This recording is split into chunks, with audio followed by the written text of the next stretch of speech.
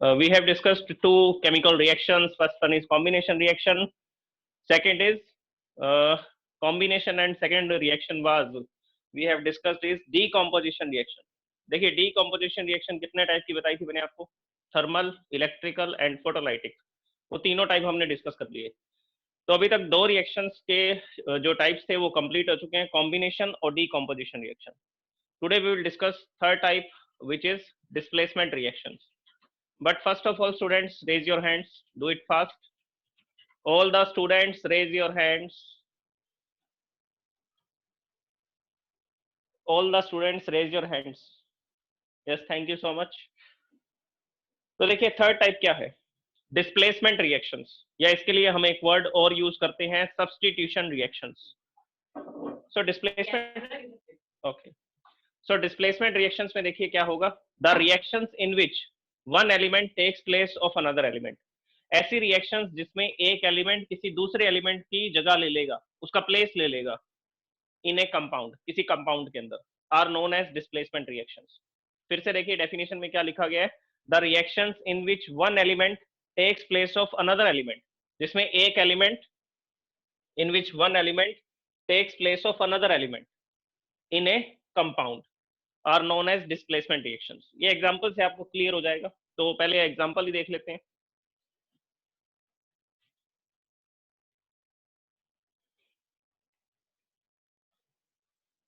Example जो आप पहले पढ़ चुके हैं उसी को डिस्कस करते हैं। जैसे कि हम लोग यूज करते थे सल्फ्यूरिक एसिड का H2SO4, और इसमें क्या प्लेस कर देते थे, जिंक को। तो H2SO4 एसिड, सल्फ्यूरिक एसिड के अंदर हम जैसे ही जिंक मेटल को प्लेस करेंगे, डालेंगे इसके अंदर, तो देखिए क्या केमिकल रिएक्शन होती है, कंपाउंड बनेगा ZnSO4, और कौन सी गैस रिलीज हो जाएगी, हाइड्रोजन गैस जो है वो रिलीज हो जाएगी, और ये ZnSO4 बनेगा एक्वेस फॉर्म में। तो ये केमिकल रिएक्शन में देखिए क्या हो रहा था, सल्फ्यूरिक एसिड, जैसे कि हमारे पास एक तो बीकर है, इस बीकर के अंदर हमने सल्फ्यूरिक एसिड ले रखा है, जो कि एक ऐसा सॉल्यूशन है जो कि कलरलेस सॉल्यूशन है, और मैंने इसके अंदर जिंक की एक स्ट्रिप डाल दी, जिंक की एक छोटा सा जो प्लेट है, एक टुकड़ा है, उसको डाल दिया इस तरह से, ये जिंक स्ट्रिप मैंने इसके अंदर प्लेस कर दी। तो जैसे ही प्लेस करेंगे, H2SO4 जो था, ये जो इस बीकर के अंदर क्या है, सल्फ्यूरिक एसिड, और मैंने इसमें क्या प्लेस किया है, जिंक को प्लेस किया। तो हम इसमें एक वर्ड यूज करते हैं, that is the reactivity of zinc is greater than hydrogen. जो हाइड्रोजन है उससे ज्यादा रिएक्टिविटी होती है जिंक की, मतलब कि जो जिंक मेटल है it is more reactive than the hydrogen. जो जिंक मेटल है वो ज्यादा रिएक्टिव है हाइड्रोजन से। जो सब्सटेंस, जो मटेरियल, जो एलिमेंट ज्यादा रिएक्टिव होगा एलिमेंट से, दूसरे एलिमेंट से, वो उसको डिस्प्लेस कर देगा। अब देखिए हाइड्रोजन की रिएक्टिविटी कम है, तो जिंक क्या करता है, किसको डिस्प्लेस कर देता है, जिंक यहाँ से हाइड्रोजन को डिस्प्लेस कर देता है, और खुद किसके साथ कंबाइन हो जाता है, SO4 के साथ। तो क्या कंपाउंड बन जाएगा, ZnSO4। और हाइड्रोजन को डिस्प्लेस कर दिया तो हाइड्रोजन जो है वो SO4 से अलग हो जाएगा, तो वो गैसियस फॉर्म में रिलीज हो जाएगा। अब केमिकल रिएक्शन देखिए क्या होगी, सबसे पहले ये जिंक है, ये जिंक एटम है, अभी मैंने इसको Zn+2 नहीं लिखा, this is the atom. Next देखिए दूसरा सब्सटेंस क्या था, H2SO4, H2SO4 को लिखा जाएगा H+H+ एंड SO4-2। अब जिंक जो है it is more reactive than hydrogen, तो जिंक यहाँ पर किसको डिस्प्लेस करेगा, हाइड्रोजन को डिस्प्लेस करेगा। हाइड्रोजन को डिस्प्लेस तब करेगा जब ये आयन बनेगा, तो सबसे पहले इसको आयन बनना पड़ेगा, ये एटम है, अभी इसके पास पॉजिटिव नेगेटिव कोई चार्ज नहीं है, तो जिंक जो है वो अपनी आउटर ऑर्बिट से 2 इलेक्ट्रॉन रिलीज करता है।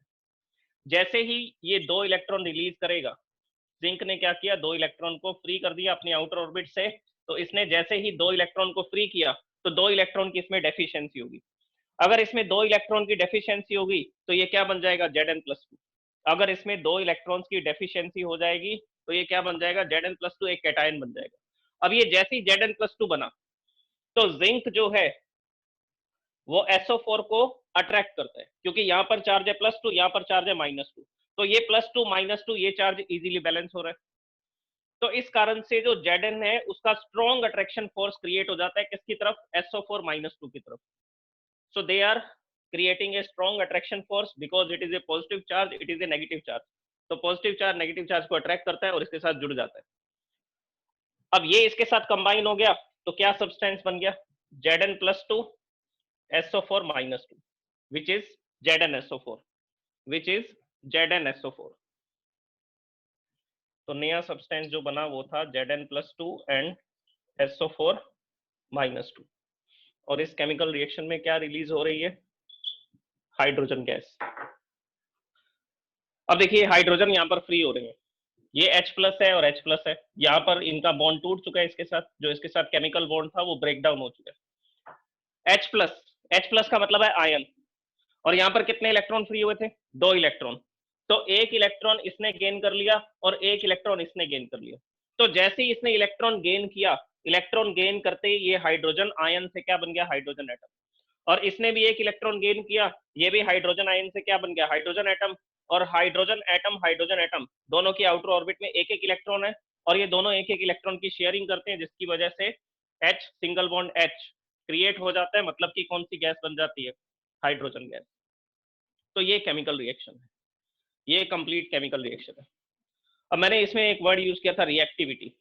कौन से मेटल की रिएक्टिविटी ज्यादा है, कौन से मेटल की रिएक्टिविटी कम है, इसको मैं आपको 2-3 तरह से एक्सप्लेन करूंगा। तो सबसे पहले रिएक्टिविटी सीरीज को देख लीजिए क्या होती है। आप इसको नोट भी कर लीजिए रफ नोटबुक में, क्योंकि अभी जो मैं केमिकल रिएक्शंस लिखूंगा तो वो आपको यहाँ से चेक करनी पड़ेगी कि वो केमिकल रिएक्शन पॉसिबल भी है या नहीं है। और ये क्वेश्चन आता भी है एग्जाम में। इससे रिलेटेड क्वेश्चन एग्जाम में क्या मिलता है, आपको एक केमिकल रिएक्शन दी जाएगी और बोला जाएगा ये किस टाइप की रिएक्शन है, तो आप बोलेंगे ये डिस्प्लेसमेंट रिएक्शन है, और उसके आगे लिखा होगा is this reaction is possible, क्या ये रिएक्शन पॉसिबल है। तो पॉसिबल है या इम्पॉसिबल है वो किससे चेक किया जाएगा, वो इस सीरीज से चेक किया जाएगा। और ये जो मैंने सीरीज लिखी है एलिमेंट्स की, this is known as reactivity series, this is known as reactivity series. तो इसको डिस्कस करते हैं पहले रिएक्टिविटी सीरीज को, फिर मैं आपको यही एग्जांपल फिर से एक्सप्लेन करूंगा एक दूसरी एक्सप्लेनेशन के साथ।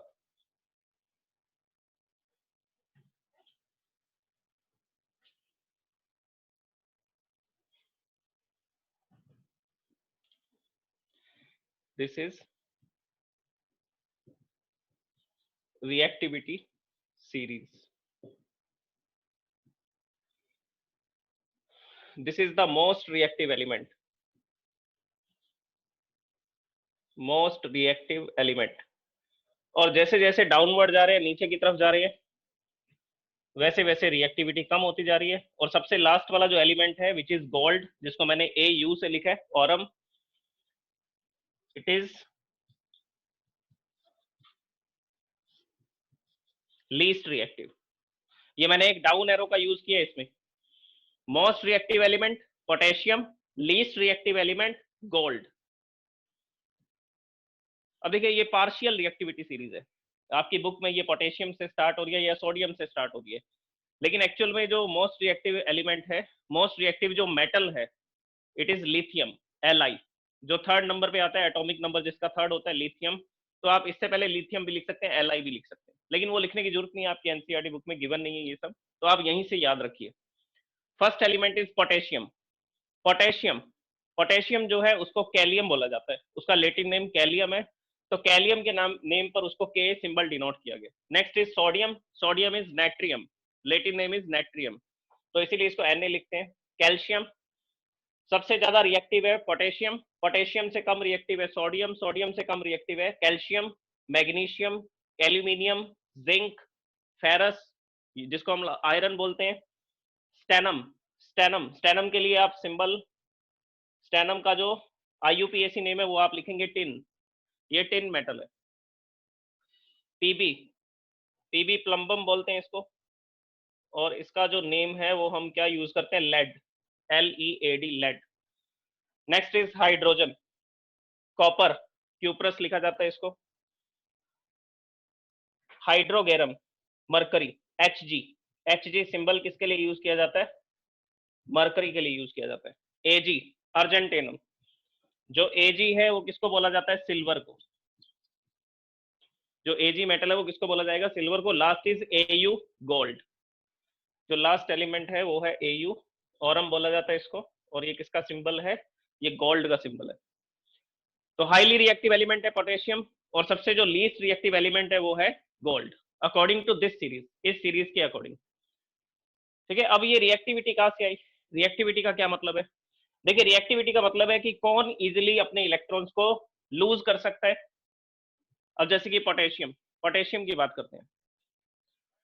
पोटेशियम के अंदर देखिए इसकी जो पोटेशियम या सोडियम को ले लेते हैं, सोडियम को देखिए, सोडियम आता है 11 नंबर पे, तो इसका मतलब इसके अंदर 11 प्रोटॉन होते हैं और फर्स्ट ऑर्बिट में होते हैं 2 इलेक्ट्रॉन्स, सेकंड ऑर्बिट में होते हैं 1 2 3 4 5 6 7 8 और लास्ट जो थर्ड ऑर्बिट है, थर्ड ऑर्बिट के अंदर होता है 1 इलेक्ट्रॉन।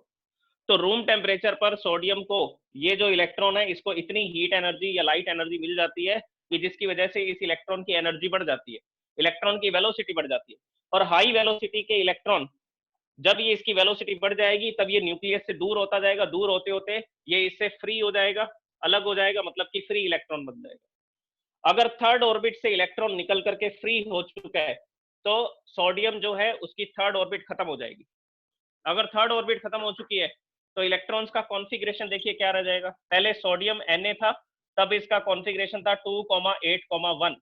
फर्स्ट ऑर्बिट में 2 इलेक्ट्रॉन, सेकंड ऑर्बिट में 8 इलेक्ट्रॉन, थर्ड ऑर्बिट में 1 इलेक्ट्रॉन।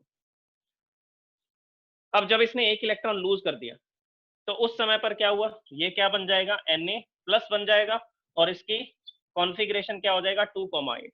Na प्लस क्यों लिख रहा हूं, तो देखिए पहले इसके पास 11 प्रोटॉन थे, 11 इलेक्ट्रॉन थे, तो नेट चार्ज था 0। लेकिन अब इसकी आउटर ऑर्बिट से 1 इलेक्ट्रॉन जा चुके हैं तो टोटल इलेक्ट्रॉन कितने रह गए, 10 plus 11 minus 10, net charge will be +1। देखिए मैं एक वर्ड यूज कर रहा हूँ, नेट चार्ज, आपने इलेक्ट्रिसिटी में भी इसको यूज किया होगा इस वर्ड को। तो यहाँ पर नेट चार्ज कितना रह गया, +1 रह गया, so it is Na plus. तो इसकी आउटर ऑर्बिट में सिर्फ 1 ही इलेक्ट्रॉन था और ये 1 इलेक्ट्रॉन को इजीली लूज कर सकता है। जो पोटेशियम है, पोटेशियम उसके अंदर होता है 2,8,8,1, तो उसकी आउटर ऑर्बिट में भी 1 इलेक्ट्रॉन होता है, लेकिन कौन सी ऑर्बिट में, फोर्थ ऑर्बिट में।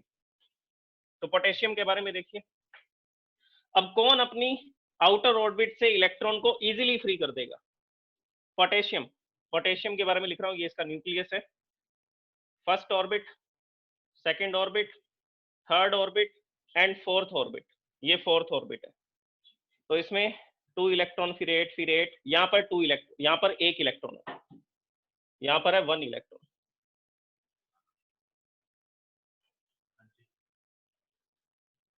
इसको मैं ऑर्बिट्स लिखता हूँ, this is first orbit, this is second orbit, this is third orbit, this is fourth orbit.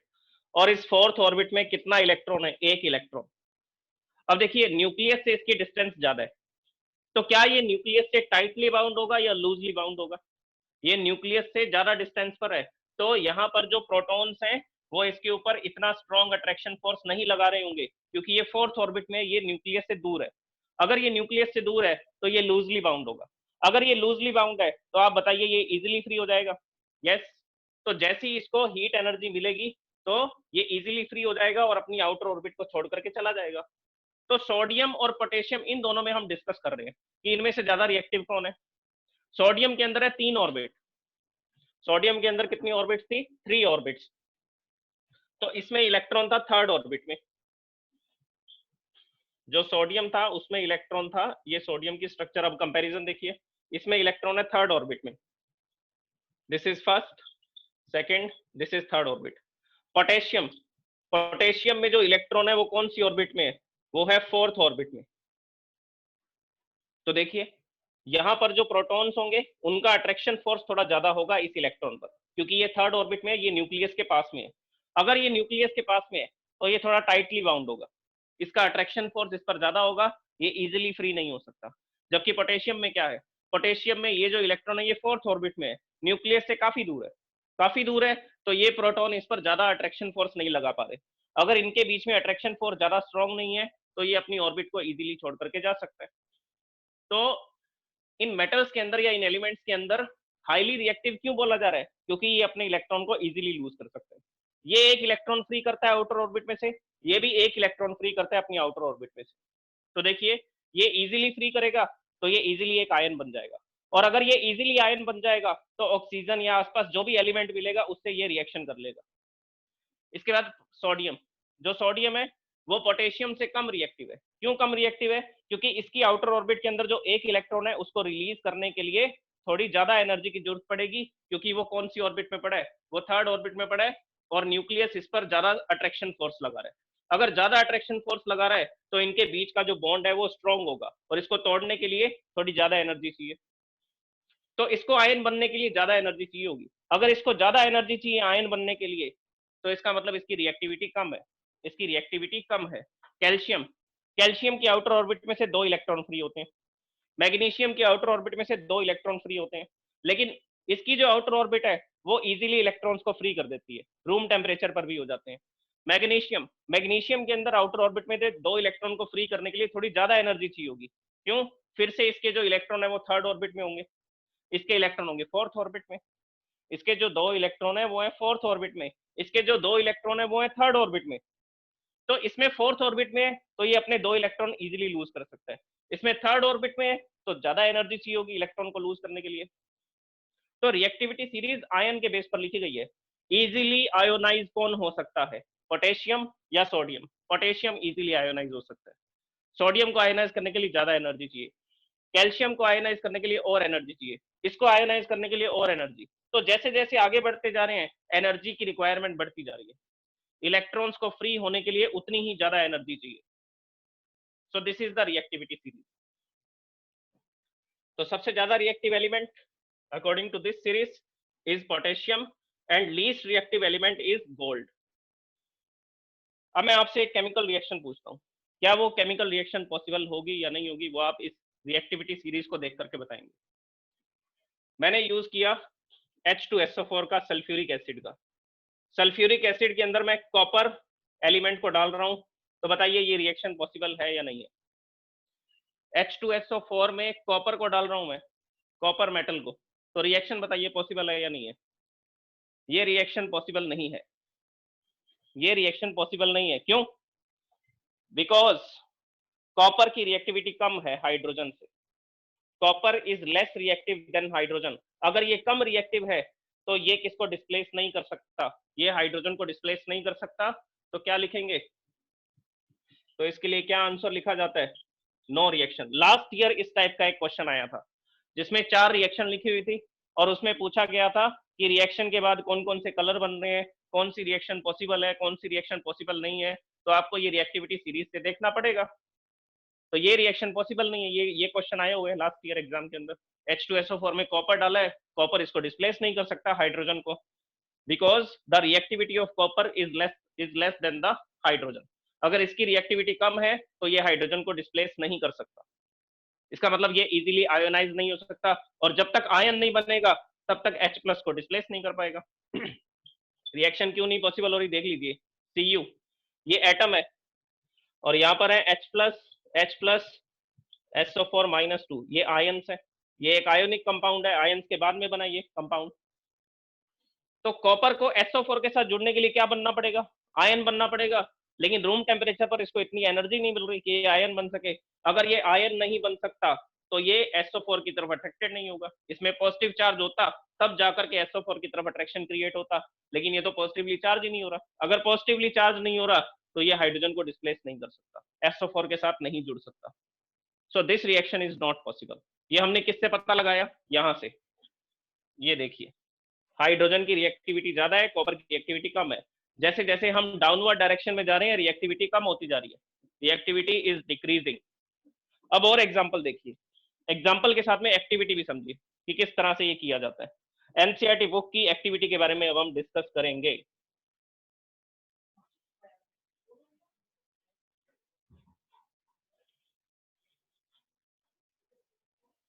ये रिएक्टिविटी सीरीज यहाँ लिखी हुई है, आप नोट कर लीजिए इसको, नहीं तो आपको पीडीएफ फाइल में मिल जाएगी, आज मैं आपको सेंड कर दूंगा।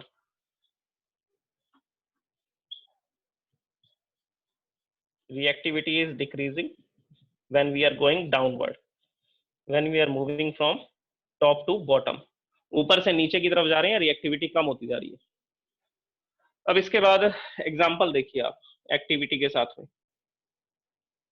मैं डायरेक्ट केमिकल इक्वेशन लिखूंगा।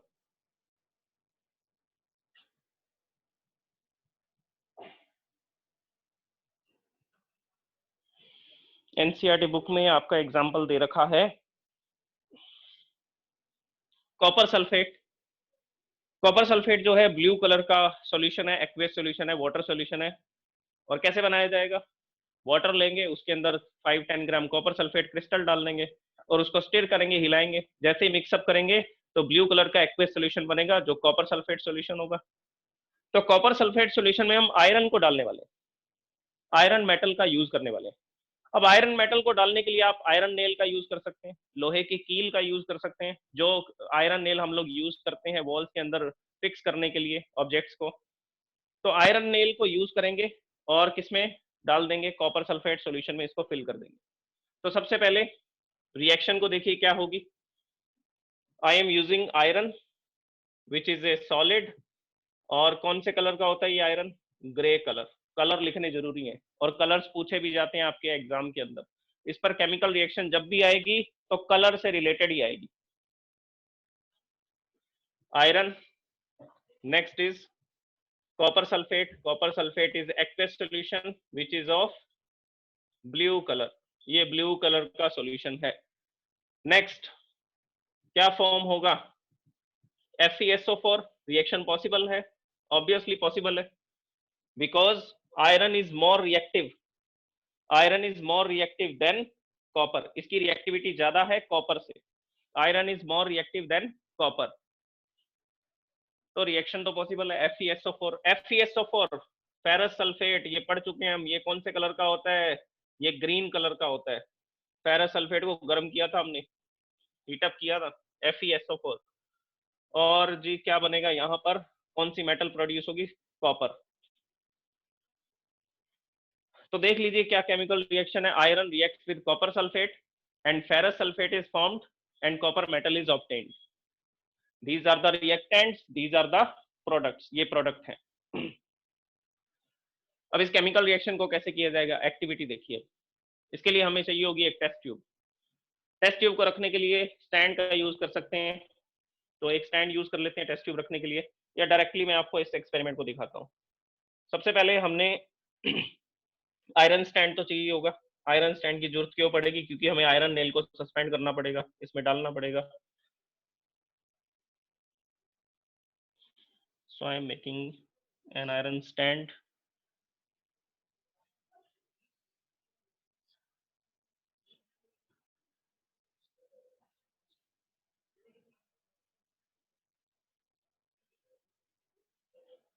This is the iron stand. This stand is used to suspend the iron nail in the copper sulfate solution. तो यहाँ पर हमने इसको फिक्स किया और क्लैंप की हेल्प से इस आयरन स्टैंड की अंदर पोजीशन को सेट कर सकते हैं। Next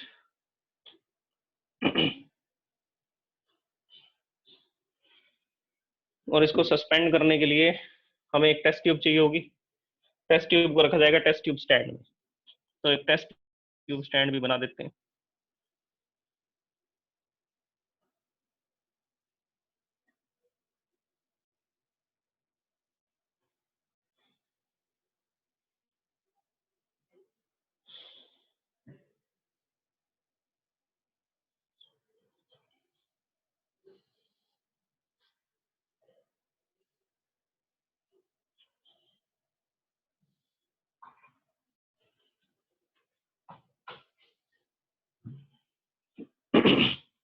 this is the test tube stand.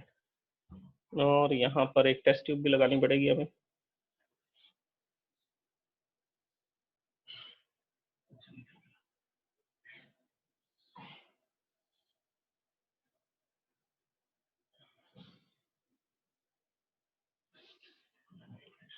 ये एक टेस्ट ट्यूब स्टैंड लिया और उसके अंदर हमने एक टेस्ट ट्यूब को फिक्स कर दिया। ये स्टैंड है और यहाँ पर टेस्ट ट्यूब लगा रखी है। इसमें क्या डालना है? Copper sulphate solution. तो मैंने यहाँ पर कॉपर सल्फेट सॉल्यूशन को फिल कर दिया। देखिए लिखा, स्टेटमेंट में लिखते हैं इसको।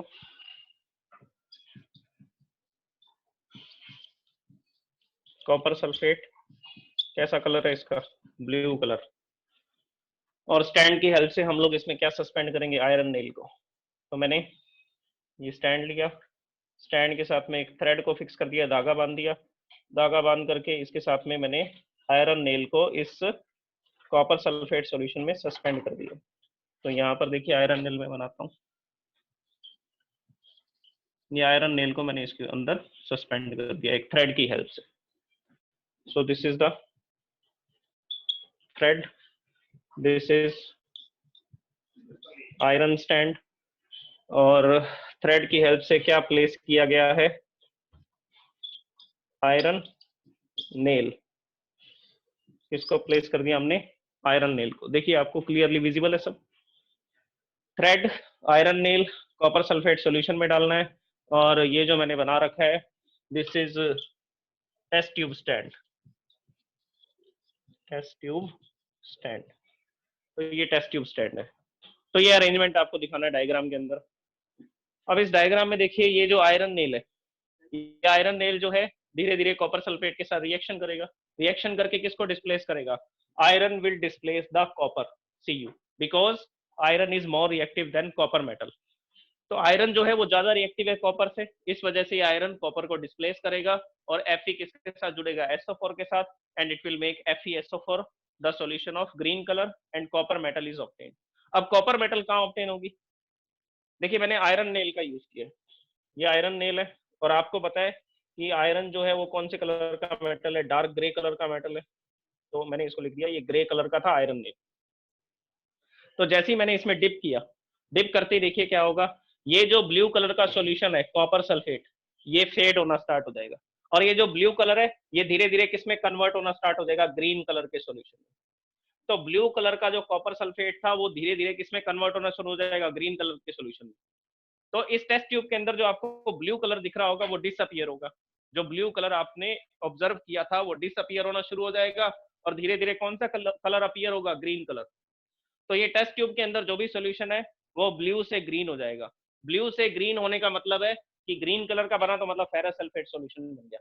अब कॉपर का ऑब्टेन होगा, कॉपर ऑब्टेन होगा इस आयरन नेल के ऊपर, कॉपर ऑब्टेन होगा इस आयरन नेल के ऊपर। How much time, 8 minutes. तो कॉपर जो ऑब्टेन होगा वो आयरन नेल के ऊपर ऑब्टेन होगा। ये जो आयरन नेल था ये पहले था ग्रे कलर का, और अगर इसके ऊपर कॉपर डिपॉजिट हो चुका है तो कौन से कलर का हो जाएगा ये आयरन नेल, ये आयरन नेल हो जाएगा रेड ब्राउन कलर का, ये आयरन नेल हो जाएगा रेड ब्राउन कलर का। तो आयरन नेल को हम पहले देख रहे थे तो ग्रे कलर का था, जैसे ही मैंने इसमें डिप किया, डिप करके बाहर निकाला, इसके ऊपर चारों तरफ कॉपर की लेयर आ चुकी है। तो इस सॉल्यूशन का जो कॉपर था वो कहां पर आ गया, आयरन नेल के ऊपर आ गया, और आयरन नेल के ऊपर कौन सा कलर दिखाई देने लगा, रेड ब्राउन। तो ये जो लोहे का कील था ग्रे कलर का वो रेड ब्राउन कलर का हो जाएगा, इसका मतलब कॉपर इस पे डिपॉजिट हो गया। और सॉल्यूशन ब्लू कलर से ग्रीन कलर का हो गया, इसका मतलब ये किस तरह का सॉल्यूशन बन चुका है, फेरस सल्फेट सॉल्यूशन बन चुका है। तो ये एक्टिविटी है। एक एक्टिविटी और देखिए, वो इजी है इससे, उसका डायग्राम भी इजी रहेगा, वो भी देख सकते हैं आप।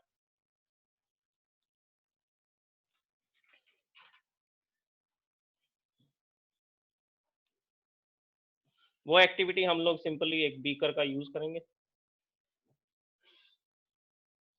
ये बीकर लिया, इस बीकर के अंदर मैंने क्या फिल कर दिया, copper sulphate which is of blue colour, copper sulphate solution, और कौन से कलर का है ये ब्लू कलर का एक्वेस सॉल्यूशन है, एक्वेस सॉल्यूशन। इसमें अब मैं क्या डालने वाला हूँ, आयरन। आयरन को मैं एक स्ट्रिप के रूप में यूज करूंगा, एक प्लेट लूंगा आयरन की छोटी सी, आयरन रोड भी यूज कर सकते हैं। तो मैंने ये आयरन रोड का यूज किया और इस बीकर के अंदर इसको डिप कर दिया, ये आयरन रोड को। तो मैंने जैसे ही इसमें डिप किया तो हम देखते हैं कि कॉपर सल्फेट का जो ब्लू कलर है वो फेड होना स्टार्ट हो जाएगा, और फेड होगा धीरे धीरे ये किसमें कन्वर्ट हो जाएगा, ग्रीन कलर के सॉल्यूशन में कन्वर्ट हो जाएगा। अगर ये सॉल्यूशन ब्लू से ग्रीन हो रहा है, इसका मतलब यहाँ पर क्या बन चुका है, FeSO4 बन चुका है। और ये जो आयरन की मेटल थी इसके चारों तरफ देखिए रेड ब्राउन कलर की डिपॉजिट हो जाएगी, ये रेड ब्राउन कलर इस पे डिपॉजिट हो गया। जब मैंने इस आयरन स्ट्रिप को बाहर निकाला तो यहां तक ये ग्रे कलर की दिखाई दे रही है, और जहां तक ये वाटर सॉल्यूशन में थी, जहां तक ये एक्वेस सॉल्यूशन में थी, वो जगह कैसी हो चुकी है, वो हो चुका है रेड ब्राउन। तो आयरन स्ट्रिप को जैसे ही मैं एक्सट्रैक्ट करूंगा, इससे बाहर निकालूंगा सॉल्यूशन से, इसके ऊपर आपको रेड ब्राउन कलर की डिपॉजिट दिखेगी। इसका मतलब यहाँ पर क्या कलेक्ट हो चुका है, कॉपर। तो जो स्ट्रिप मैं इसके अंदर डाल रहा हूँ आयरन की, वो रेड ब्राउन कलर की बन करके बाहर निकलेगी। इसका मतलब उस पर कॉपर डिपॉजिट हो गया। और ये सॉल्यूशन ब्लू से ग्रीन हो रहा है, इसका मतलब इसमें फेरस सल्फेट बन रहा है, इसमें फेरस सल्फेट बन रहा है। सो this is the displacement reaction. तो मैंने आपको दो तरह से एक्सप्लेन किया। ये एक एक्टिविटी मैंने आपको एनसीईआरटी बुक के अकॉर्डिंग बताई, जिसमें हम लोग आयरन नेल का यूज करेंगे और डिप करेंगे, सस्पेंड करेंगे किसके अंदर, टेस्ट ट्यूब के अंदर। और दूसरी एक्टिविटी मैंने आपको ये बताई, एक बीकर लेंगे और हम लोग क्या यूज कर सकते हैं, आयरन स्ट्रिप, आयरन की एक पट्टी का यूज कर सकते हैं, या आयरन प्लेट लिख सकते हैं आप इसको, आयरन प्लेट यूज कर सकते हैं। तो इस तरह से ये एक्टिविटी भी लिखी जा सकती है। एक्टिविटी नहीं आती है एग्जाम में, एग्जाम में कलर्स आते हैं कि पहले ये ब्लू कलर का था, ग्रीन कलर का हो गया, तो बताइए कौन सा सब्सटेंस प्रोड्यूस हुआ होगा। केमिकल रिएक्शन लिख करके क्वेश्चन नहीं पूछा जाता कि हाँ आयरन को कॉपर सल्फेट में डाल रहे हैं, केमिकल रिएक्शन बताओ। इतना इजी क्वेश्चन नहीं आता है। क्वेश्चन आपको बोला जाएगा कि पहले सॉल्यूशन ब्लू कलर का था, बाद में बन गया ग्रीन कलर का, तो बताइए किस तरह की केमिकल रिएक्शन है। डिस्प्लेसमेंट रिएक्शन होगी और ये इसकी इक्वेशन होगी, और ये बैलेंस केमिकल इक्वेशन है। अब एक एग्जांपल और देख लीजिए। Next example,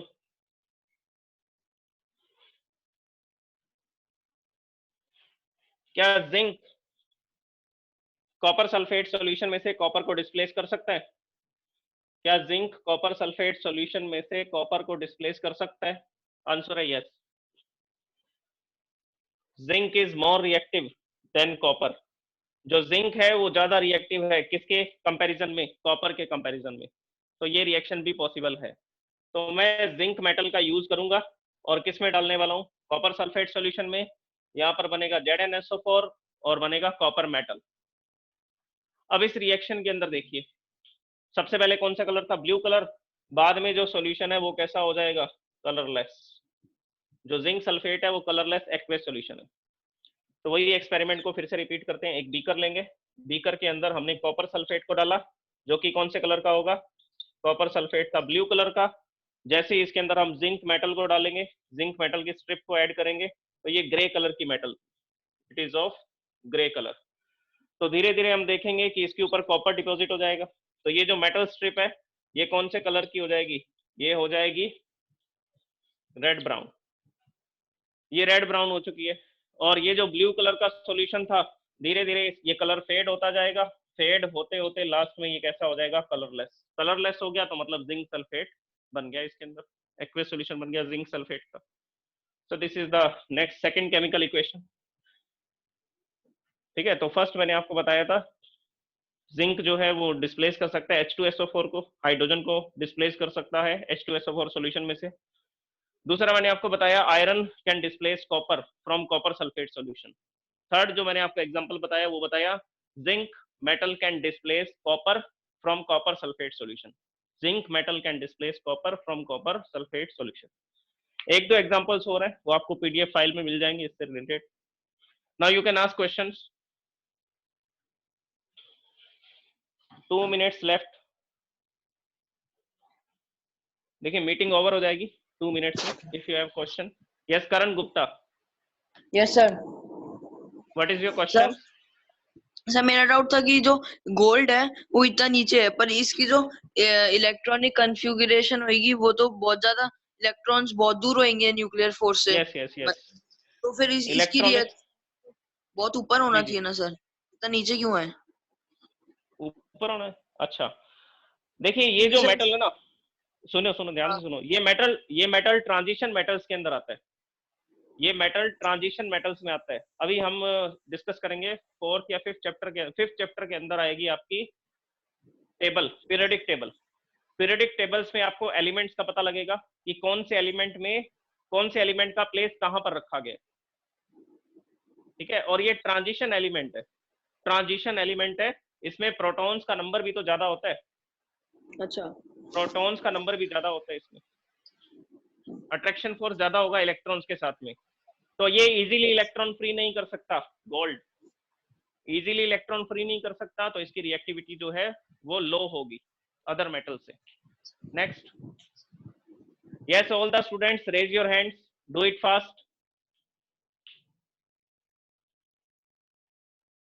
Thank you so much.